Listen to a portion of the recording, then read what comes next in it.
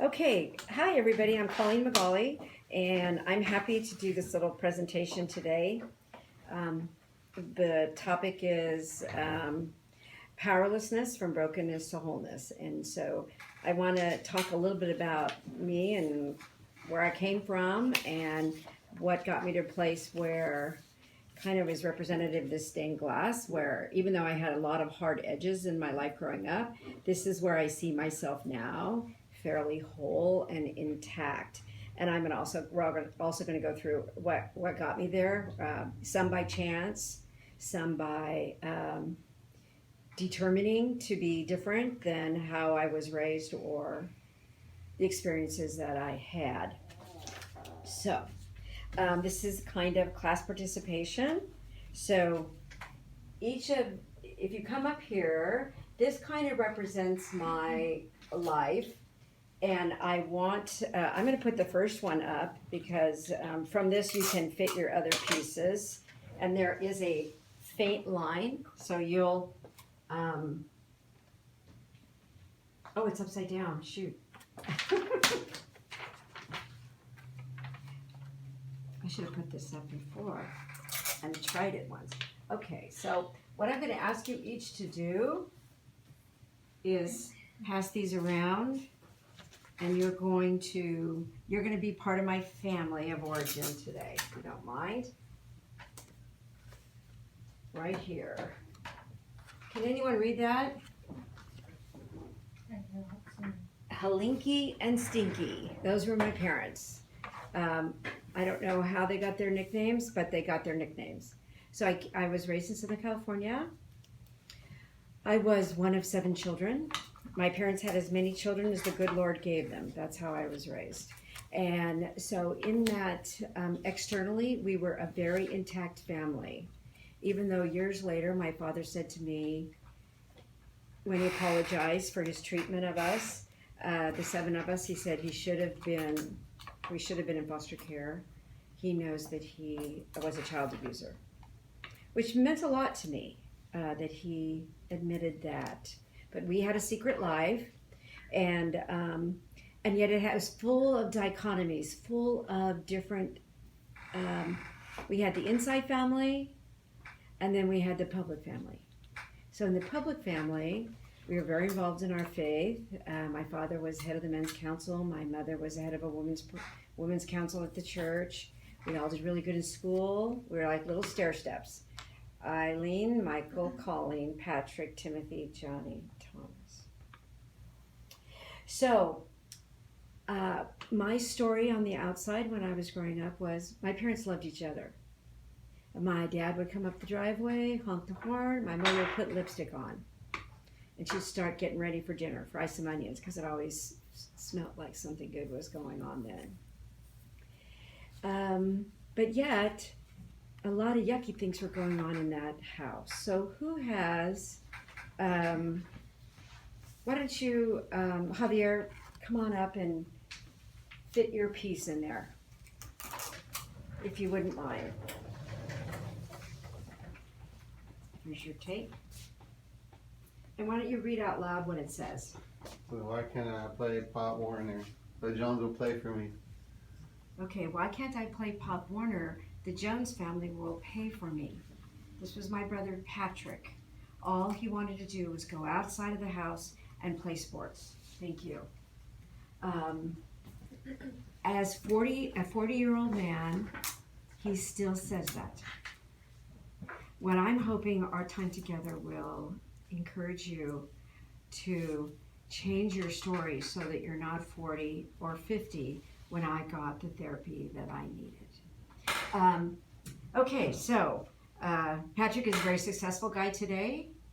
He has problems with intimacy with his wife, which means he has problems talking about his core work, because I think he didn't ever sit down in front of a therapist who he trusted, who would help him.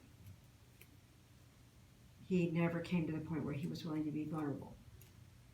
So, who's next? Kristen Anthony, what does yours say? He'd sneak up behind you and slug you in the back. Okay, he'd sneak up behind you and slug you in the back. That was my brother Chemo. Come on up. So my brother Chemo was the direct, here you go. You can try to figure out where it might go. You can see these little faint lines.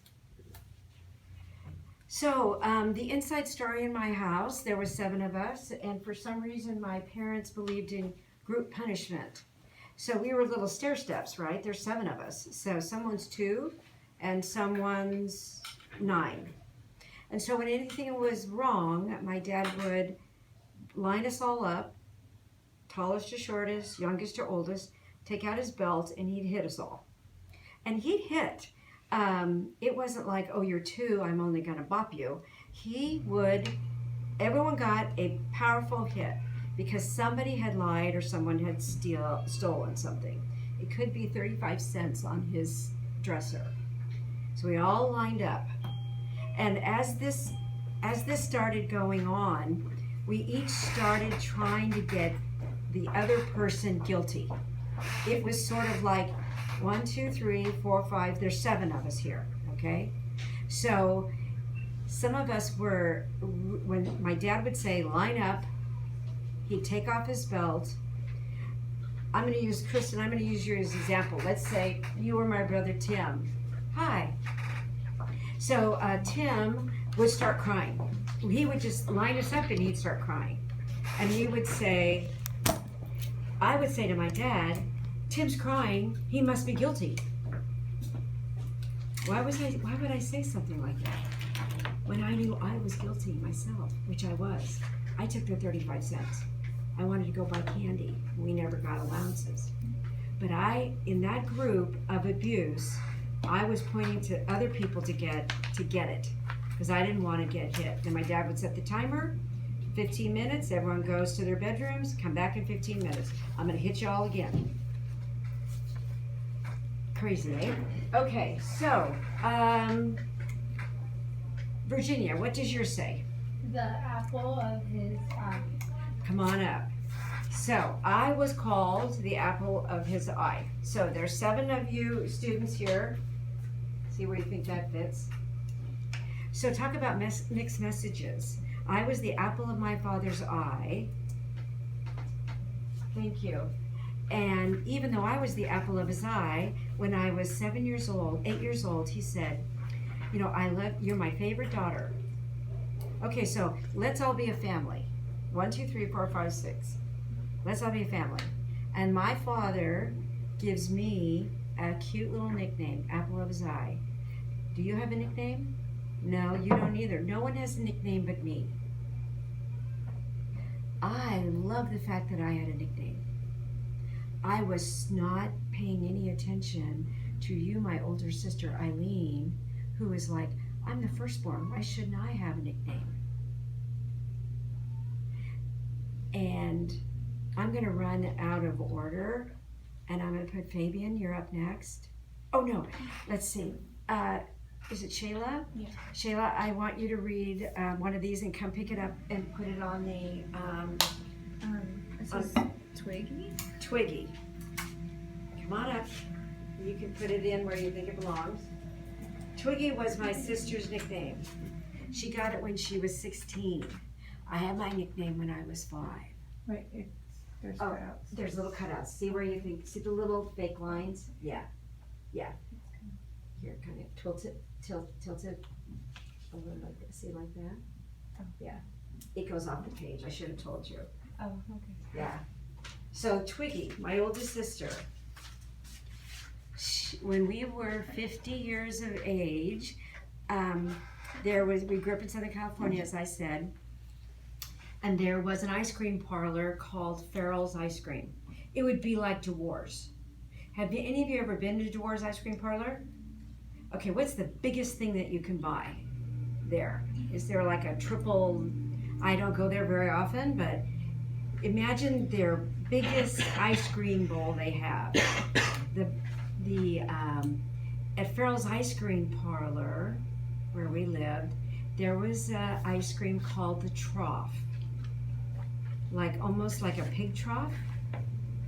And so it was, no kidding, about this big.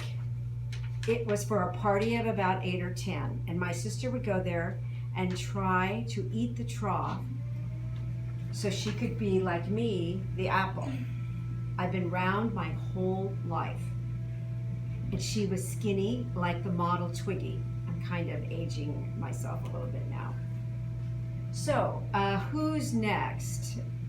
Guadalupe? I was in the back of the station wagon hiding. Come on up. That's my brother Bubba. We had a Country Squire station wagon, and he would go into that station wagon and hide from my father because he figured if he was hidden, he wouldn't get hit. Because the hitting had no sense. It had no sense. And my father was also a functioning alcoholic at that time. Okay, let's go. Fabian? I don't remember anything except that I thought Mom would kill you. Okay. So when I was 50, as I said, I found out about this therapy. My oldest brother, Michael, said, I go, Michael, what do you remember of our family?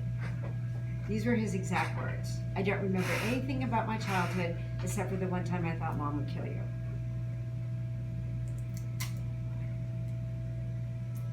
And I thought she might too. Okay, last. Who's last? Okay, come on up here, teach. I had different parents than you. Okay, this is my younger brother, Thomas, who grew up to be a firefighter and a battalion chief, one of the big guys at fire stations. So this is the family that I grew up in, and in addition to this family where I never really could ask questions, I didn't have parents that I could ask questions to. There was lots of statements about children are supposed to be seen and not heard. When a young girl goes through puberty and you have all these questions, and growing up is the pits, my mom was like, never said anything to me about what it was to be a woman. So I learned how to be a person by watching all of you. Later on in life, I became a CASA volunteer, and they were amazed at what I observed when I would visit in one of your homes, or one of your parents at a visit, or guardians, because I learned how what I saw, I was always paying attention to, because that's how I would study, that's how I would grow. So so I didn't have any kind of mentors until much later in life. Counseling was not thought of as anything that a normal person would go to when I was growing up. You would not go to therapy. That would be an admission that something was wrong with you. I totally feel the other way now, having gone through what I think was some of the most important therapy I ever had. So I'm going to talk a little bit about that therapy. So I grew up in this family, kind of dysfunctional, but my story, my outside story was very much like the story my parents projected in the community. My parents loved each other, they had 7 kids, it was great growing up. So then why did I have all this trouble? Why couldn't I figure out how to get myself in the right shape? Why was I attracted to the wrong kinds of guys? Why would I give up everything I wanted or goal towards when I met somebody? It wasn't until I was 50 years old that someone told me about EMDR work. And it's got a very long name, eye movement desensitization and reprocessing therapy. Doesn't that sound, that sounds impressive. What it was I went with a friend to a therapist in Santa Barbara, and this therapist, who I did not know, brought me back in the room to where I was 8 years of age. When I was 8 years of age, he said, tell me where he didn't pick out the time. He said, tell me about a time when you felt that you were being abused. And I went right to the kitchen in Whittier, California, and I was like this, trying to protect myself from my mother.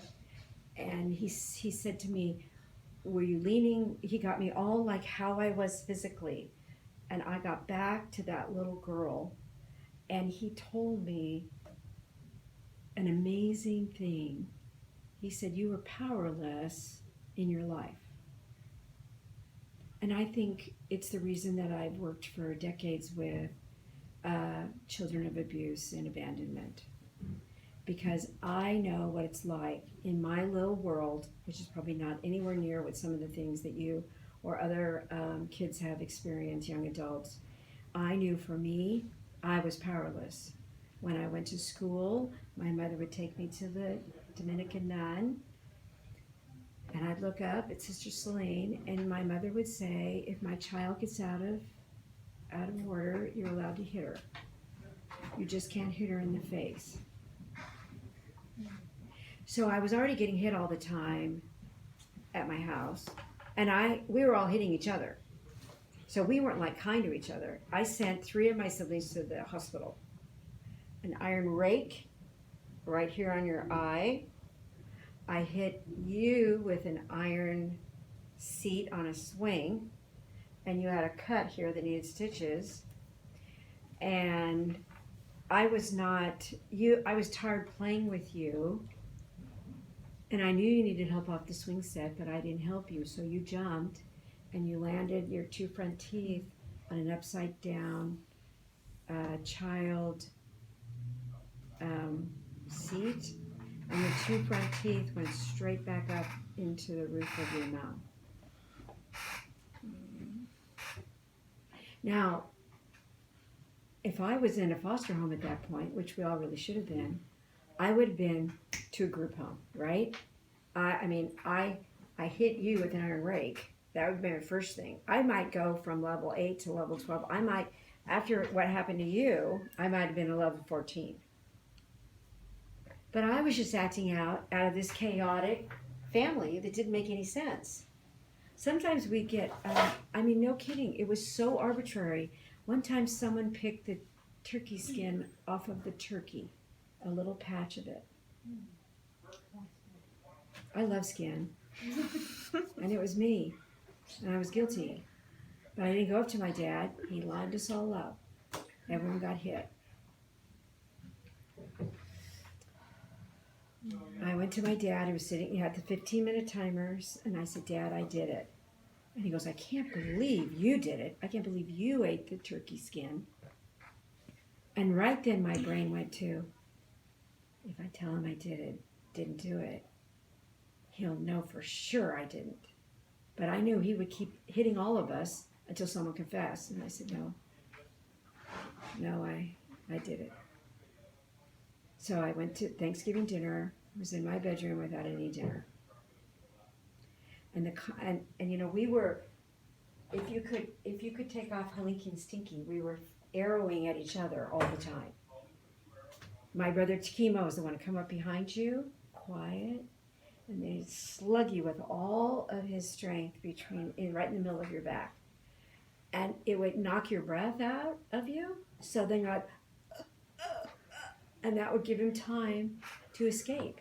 We had all these sick things that we were doing to each other, all because of how we were raised. Totally, when you live in chaos or raised in chaos, we acted chaotically.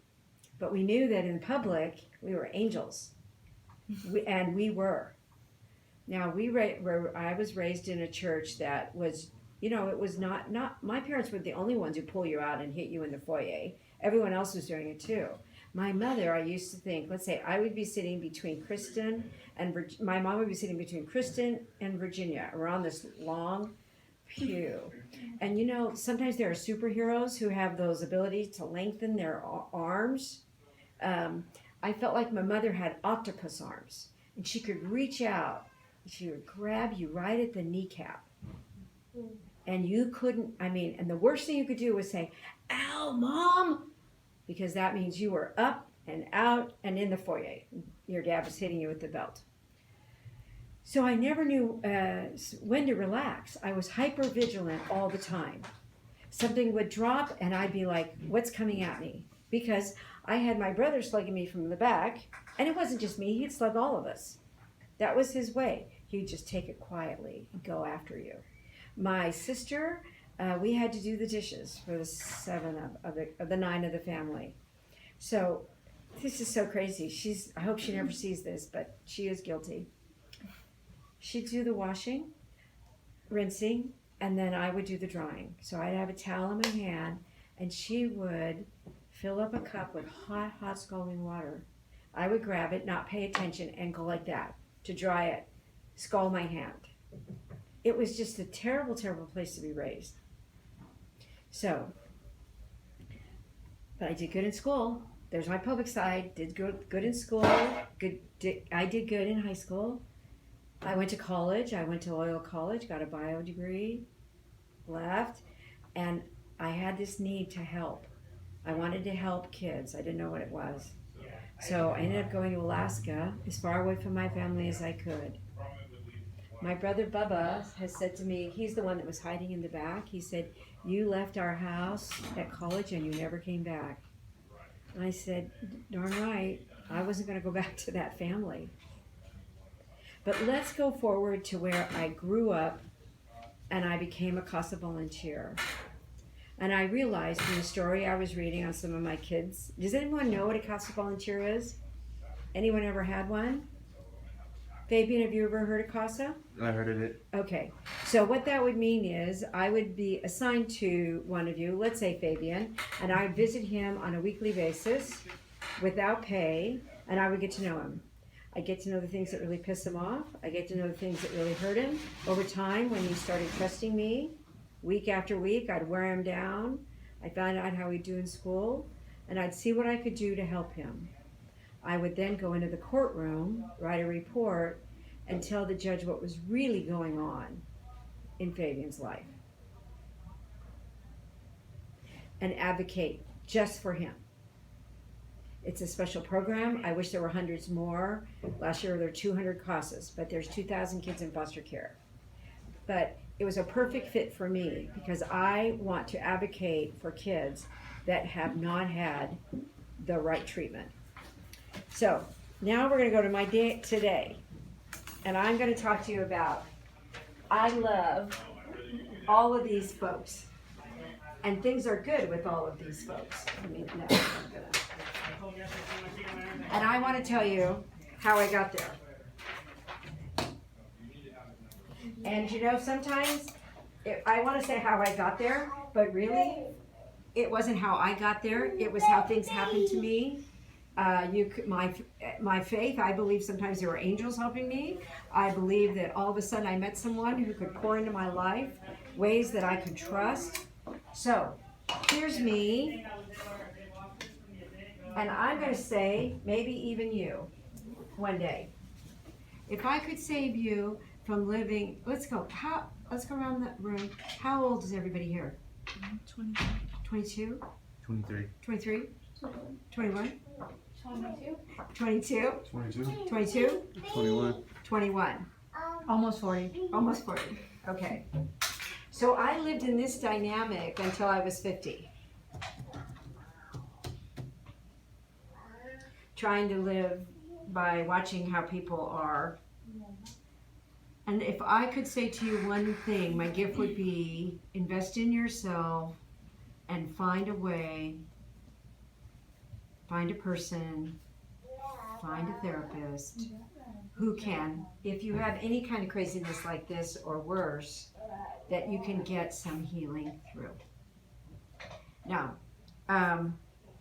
as a CASA advocate, the last girl I advocated for was 11, and she'd been in 26 different placements. She had had 16 therapists. So there's no way that I could have this conversation with her because she was like I'm not sitting in anyone's office because even if I find a bond with them at 11 years of age, I know I'm going to be moving. I might move out of state, which she did. So she was not yet there. But in your 20s and 30s, you might be, if you've had trauma in your life, this may be something that you might want to investigate. This is the official term, if you'll take one and pass around. This is the official term for what really helped me, EMDR. And it just goes by EMDR. There are some therapists who do it. Clinic of Sierra Vista does it in our community. And I want to share with you, when I was 50, this is what happened to me. Can anyone read that? Can you read that out loud? Sick and tired. Motivated me. So I was sick and tired of being sick and tired. Making the same mistakes, freezing up, whenever trauma came into my life. And trauma got down to someone said something critical to me. I would freeze. Because I was still this 7, 8-year-old girl who didn't know how to use her words. EMDR helped me take a step back and realize when I froze, that meant to me that I was in a situation that I felt powerless. After EMDR work, I got the strength to use my voice. To say, I want to freeze in this situation, but I don't have to stay here anymore. I don't have to be treated like this. I'm going to leave this room, this place. I'm going to speak up for myself. Because what the EMDR work did is it calmed me down. I would say if I could twist this, being sick and tired of always being afraid, even though I had my outside life. I was successful. I was running CASA of Kern County. I was raising over $1 million. But my inside life was still back here. I was tired of this. I was tired. So I decided to invest in myself and pay money to get help because I didn't have any health coverage that covered it. Now, if you guys have Medi-Cal, you have stuff that you can do. So I was sick and tired, and I found a true friend who said, have you ever tried EMDR work? I said, no, what is that? So she explained it to me, and I went for it. I went for it because I was ready, finally, to be vulnerable again. To talk about some of the crap that happened to me. Now, I was lucky. I remembered my big trauma started when I was 8. I think it had a lot to do with my parents having 7 children, and they were fairly ill-equipped to have 7 children. And so it just kept getting worse and worse and worse. I don't think the babies, when my brother Tom says I had different parents, I mean, he did have different parents from me. He did. Because my parents could no longer line us up. Number one, my brothers were getting big. And they were starting to fight back. So I was sick and tired. It motivated me to be vulnerable. My friend who went with me to the therapy got me in the room. And the reason she got me in the room was she said, Colleen, it's just one session, that's all. You might have a second session. Because I knew I wasn't going to be, I couldn't trust the adults to be there for me on the long, week after week after whatever. Another thing that helped me was my faith. I realized that there was a higher power. In recovery, we talk about higher power that loved me unconditionally. Loved me even though I still had the turkey skin. And all of my siblings got beat because of me. Helped me with other things that I had done in my life that I was not very proud of. And finally, I have an arrow front and back, healthy family. What that meant is, as I got healthy, I reached out to my sick siblings, my sick, S-I-C-K siblings, to help them go forward like I had gone forward. My brother Bubba, who was hanging out in the back of the station wagon, I mean, really, on a Saturday, he'd be in the back of the station wagon, just playing with his little soldiers. That was his way to get out of the trouble at home. Everyone and all of you have found ways to get out of the trouble, maybe that you've been experienced, maybe. So I brought my family with me once I got healthy, I got to talk to my sister Twiggy, and she confessed that she said, I used to eat ice cream because I figured if I got fat, then Dad would love me. I said, I was just chunky. I wasn't fat. But we started talking about what we all had experienced.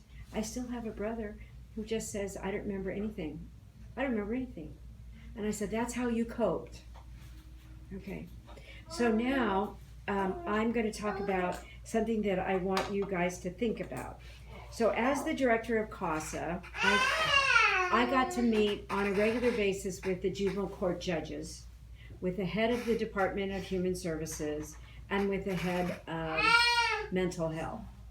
And being an advocate for 25 years, I thought the thing that is not working so well is mental health work with our foster kids and young adults. I felt like when this gal that I was advocating for, who I'll call Veronica, she finally had a good connection with the therapist, then they moved her.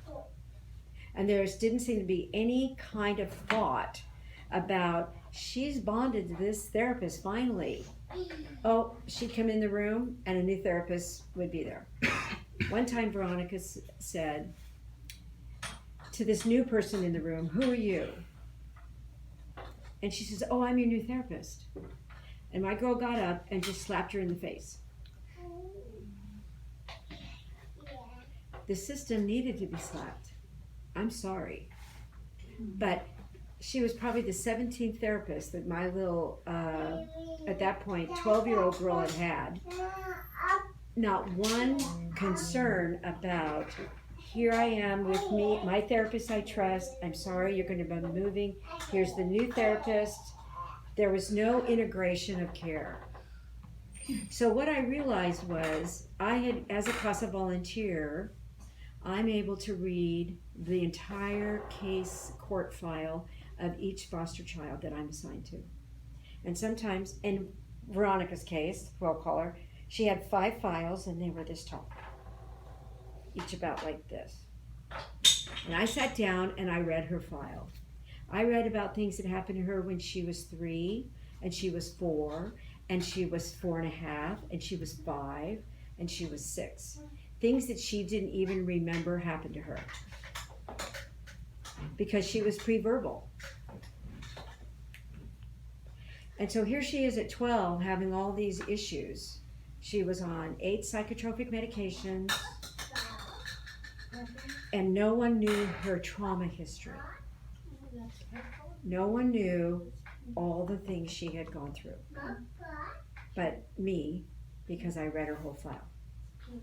So CASA started this thing called the Essential History, CASA Essential History Report. And what it is, I took all the trauma that she had been exposed to and all the different placement changes that she had had and put them in 1 to 2 pieces of paper. And I brought that to the court at the court hearing, and I said, Your Honor, this is what the issues are that she's been exposed to. And by talking to the current psychiatrist, they had no idea what she was exposed to.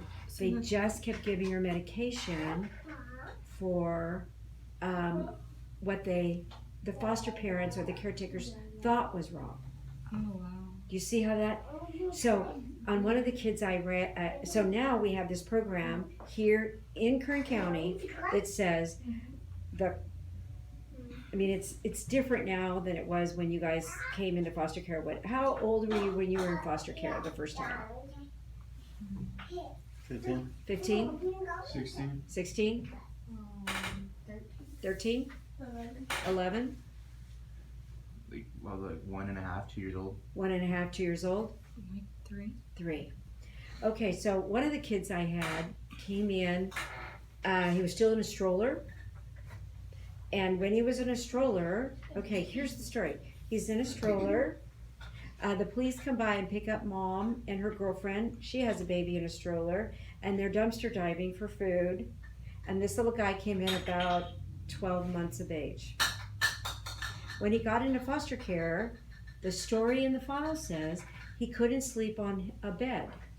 The only way he would sleep was in the stroller, because that's how he was this first year of life. He only slept in a stroller. He never slept in a bed. And the foster parent found that out because she couldn't figure out why he wouldn't sleep. Then in the file it says the child's mom used methamphetamine every day while she was pregnant with him. That's a stimulant. When he was 8 in foster care, his foster parents said, "This kid's ADD," which means we're going to give you a stimulant to exhaust you, to calm you down. He didn't need a stimulant. He had been stimulated all the time, so he started acting out worse. Because no one knew his history, they started pancaking the medications that were on this little guy's life. So what the CASA volunteer did was they read the whole file, and we said, these are the places the psychiatrist and the therapist need to start looking for some of the answers. Because he didn't know that he couldn't sleep on a mattress when he was first in foster care. The current foster parent didn't know it, no lawyer knew it, no judge knew it. Because his file was about that long, and no one has time to read the file. So you all have the ability to read your files. Now you all probably remember most of your stuff, but depending on what's gone on, maybe you don't. But I will tell you, this family affected me, and my story I'd say, oh, my parents loved each other. I grew up with 7 brothers and sisters, we all loved each other, it's a great family. That was my story. In between here and here is 5 decades. 5 decades. Until I had a great friend. I was sick and tired of being tired. I was willing to be vulnerable, and I got help. Now my story is, I understand why I freeze. I understand why I was powerless. I got help. I remember my story of trauma, but I told it to somebody. There are programs now, CASA can do it, or you all can do it. You all can ask for a copy of your court file. Especially Fabian and Shayla, when you came in at such young ages, you might not know all that happened to you.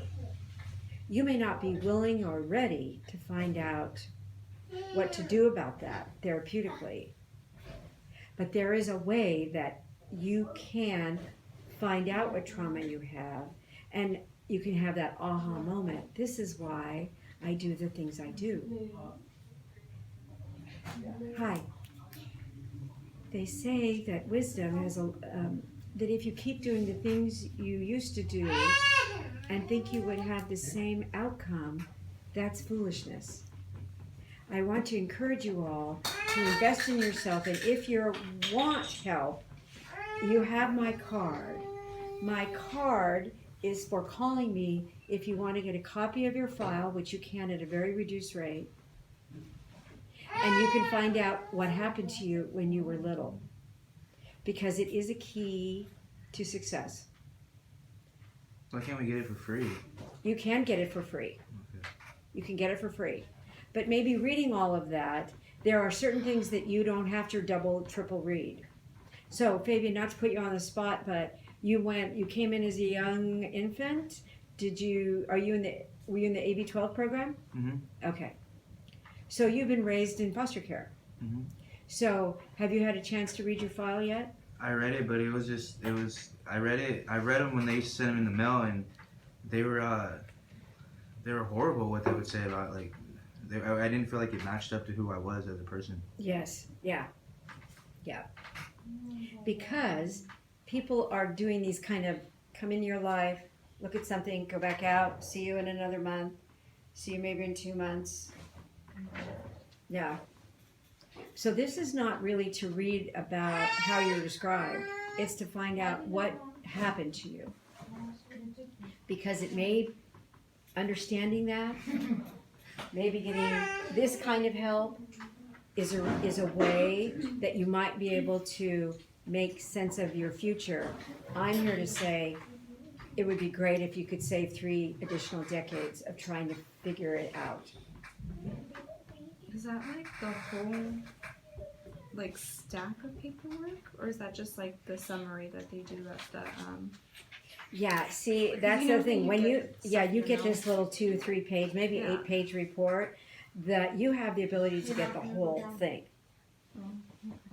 Now, I did it for, and Randy knows about, we've been trying to get this done for all the 80-12 kids. We're trying to, CASA is trying to do that, where they can go in and help do a trauma read for everybody.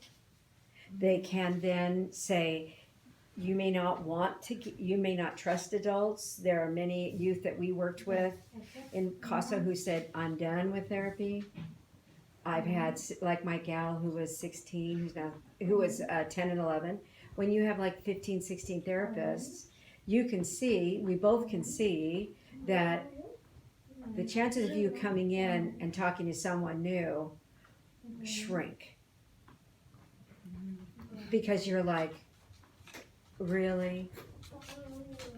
Then you kind of get tired of like explaining the same. Exactly. It's like, you all are adults. Shouldn't you be talking amongst yourselves? I mean, when my girl told me I slapped the therapist, and the other thing, she was an MSW intern, so she was learning to be a therapist. I said, well, what happened to that? What happened afterwards? She goes, well, they got another MSW intern to sit in the room. So now there were 2 strangers. And she said, I just sat there. I decided I'm not talking anymore. The one thing I control is my own story. I'm not going to talk. So she stopped talking and stopped going to therapy. Of any child I've ever met, and I've advocated for 25 kids in foster care, she was the gal who needed it the most, but the system had ruined her chances almost. So what happened is 5 years of a CASA volunteer helped her start trusting again. And we advocated the most for her mental health because she was on 8 medications. It's crazy. It was crazy. And so when we went to court, we just said in our report, Your Honor, these are all the diagnoses she has had. She came in at the age of 4 years, 9 months. That's when she came into foster care. So I just want to let you all know that there is, if not now, it's a good opportunity that you may have at one point, especially if you came into the system at such young ages, you Fabian and you Kayla. There might be some gold nuggets. We call it file mining. We go into the file with you and we mine things that happen to you.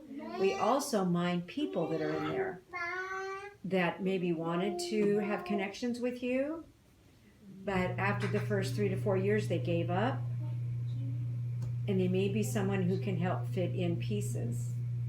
Because there was a network that you had when you were 1, 3, and 12 that you may not remember now. So part of the work of doing this search in your past is to see who was there, who wanted me, who did I call grandma, even though they weren't blood grandma, who is my auntie. It's just, my work here with you today is to try to just challenge you to be willing to be courageous, to explore some of those things. We're about 45 minutes in. Let's go ahead and have the raffle, and then can we shut down the camera? Sure. And then we'll have any questions and answers. Okay, last chance for anyone to put their name in the cup. If you want